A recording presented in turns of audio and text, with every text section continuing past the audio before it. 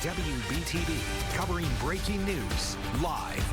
More reporters on the important stories live. Tracking your first alert weather live. WBTV News live at 5 starts right now with the First Alert Weather Day. And that's why we want to start with our First Alert forecast. We're looking at a heavy set of winds throughout our area for the next few hours. Right now we have Storm 3 on the roads, giving you a look at what everything looks like in Shelby right now. Thanks for sticking with us. I'm Siobhan Bryan. Happy Friday to you. Let's start things off with meteorologist Rachel Coulter this evening. Rachel, when will this rain and winds just move out of the area?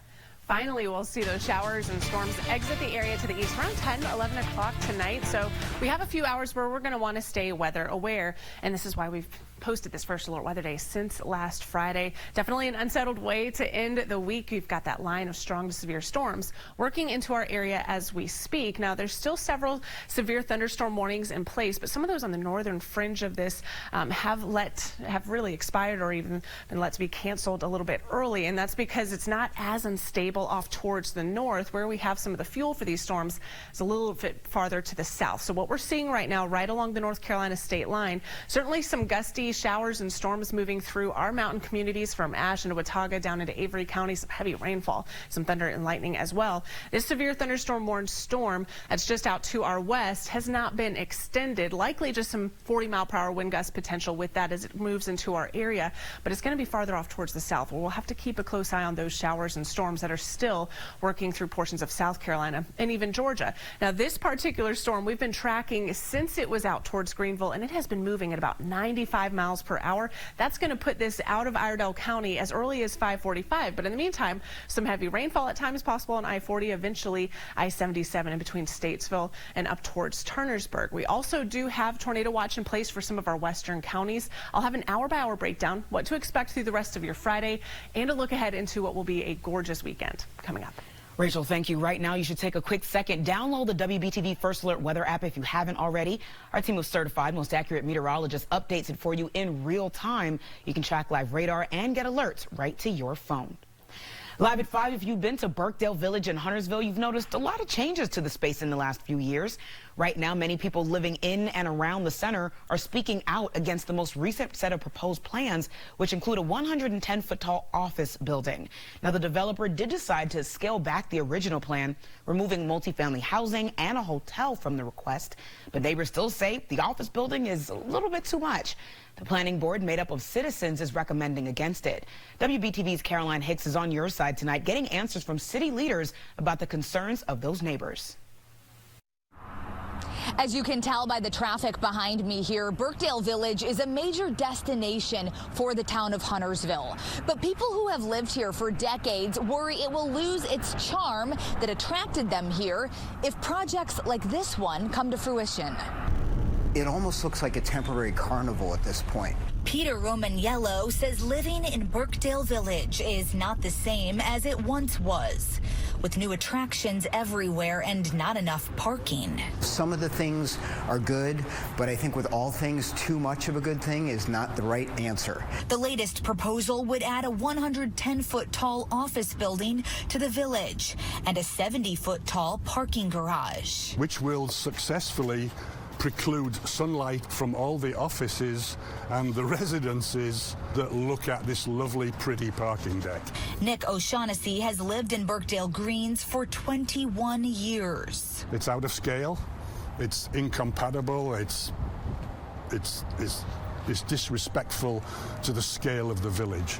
Right now, buildings in the town of Huntersville can only reach 48 feet. Assistant Planning Director Brian Richards advised against the rezoning. We're not in favor of the method that they're using to ask for the increase in height. He says that rather than asking for a change in law and a special use permit, North American Properties is simply requesting a rezoning for the town to consider this an exception to the height rule.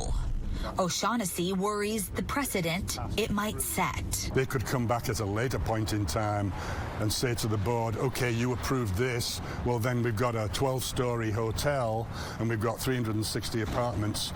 How could you possibly say no to that? Now that the planning board recommended against it, it goes to the town board for a final vote on March 20th. I'm Caroline Hicks reporting in Huntersville, WBTV, on your side.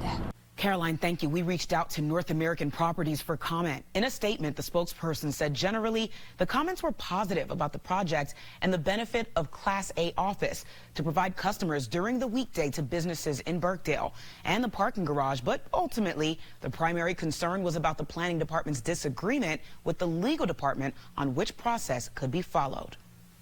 Meanwhile, an employee at the Chewy warehouse in Rowan County is charged for making a false bomb threat. This is 30-year-old Demetrius Cannon. According to the Rowan County Sheriff's Office, they say Cannon called the Chewy facility back in December and threatened to, quote, blow the place up. The building was evacuated. Authorities tracked that call back to Cannon. She was later arrested and charged with making a false bomb report and communicating threats.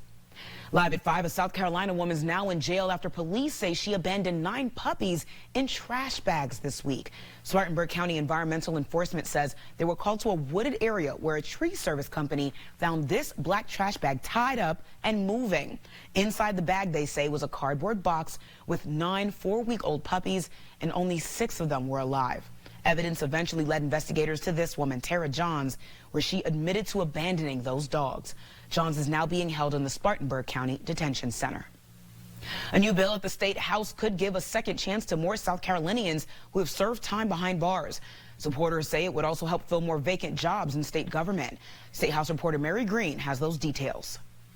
This bill, filed by Democratic Senator Darrell Jackson of Richland County, is officially named the Workforce Opportunity Act. But the concept behind it is one people might be more familiar with, called banning the box. It was kind of discouraging to walk out of prison and ready to go to work and start your life over when people are telling you you are not good enough to work for them.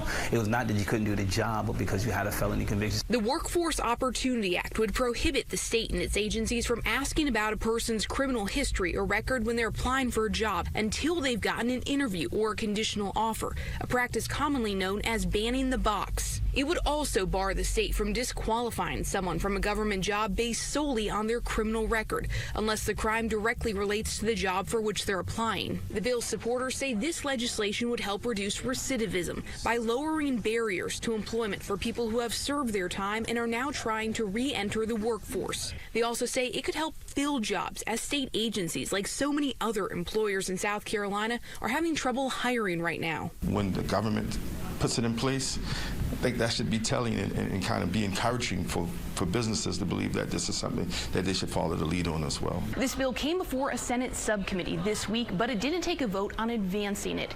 The chair of that subcommittee says while he supports the general idea behind this legislation, he does have some concerns about the liability aspect of it for those state agencies that would be following this law. So he says he wants to work out those details first before they take a vote on whether to advance the bill. Reporting from the State House, I'm Mary Green. Mary, thank you. The Department of Corrections would be exempt from the bill's restrictions if it becomes law. The U.S. Supreme Court is asking the parties involved in a major voting rights case in North Carolina for an update. This after state justices heard oral arguments in the dispute last year. The case is Moore versus Harper. A decision by the state's Democratic-leaning Supreme Court struck down the state's congressional map, calling it illegal bipartisan gerrymandering. They then replaced it with a court-drawn map more favorable to Democrats. Now, with a Republican-leaning majority, the court announced it was taking the rare step of rehearing the case. If the court reverses direction, the case before the U.S. Supreme Court could be rendered moot. Live at 5, mortgage rates are on the rise, cooling the housing market and forcing many buyers to the sidelines. Ivan Rodriguez is live from Atlanta this evening. So, Ivan, help us explain what this means and how it affects people's wallets. Siobhan, good evening. The spring home buying season should be heating up, but home buyers are pulling back. In fact, mortgage applications dropped to a 28-year low as those rates continue to climb. Very nice. House hunters are in a race against rising mortgage rates. We've definitely been kind of accelerating that timeline. This week, 30-year fixed-rate loans averaged 6.65%, up for the 4th week in a row and up from 3.76% last year, according to data from Freddie Mac. Every half point the mortgage rates rise, I think that definitely has an impact on what buyers are willing to do, how far they're willing to stretch on home purchase. Home buying activity is dropping in response. Mortgage applications fell for the 3rd week in a row, sitting at a 28-year low for the 2nd week. The rising rates connected to concerns with how the Federal Reserve is handling its ongoing fight against inflation. Here's the master. While the Fed does not set the interest rates borrowers pay on mortgages directly, its actions do influence them. Housing is actually a big problem now. Joanne Weiner, associate professor of economics at George Washington University, says a housing bust would mean trouble for the U.S. economy. Because it's such a big part of the economy and means so much to so many people working in construction, and then all of the shops that go with building communities. A senior economist with Realtor.com says because those mortgage rates are trending back up, we could also see 7%, at least a lot closer to 7% rates in the next couple of months. Live in Atlanta, Ivan Rodriguez, WBTV on your side. Ivan, thank you. Definitely an interesting one as more people are looking to buy a house. Ivan, thank you. In local news, a Charlotte woman who made it on the national stage representing our area at the Democratic National Convention has passed away. 71-year-old Cozy Watkins passed away Thursday. She served as the 12th Congressional District Chair of the North Carolina Democratic Party, as well as president of the Democratic Women of Mecklenburg County. Mayor Vi Lyles commemorating her work as a public servant on Twitter, saying, quote, her commitment to addressing public health disparities among black women was unparalleled, and her work likely benefited generations of children. So you might want to double check the ground if you're planning to do anything outside this weekend, and this is why. This is not a story I wish was true, y'all, but it's a real one. We're on your side with the reasons you might find more slithering critters outside right now.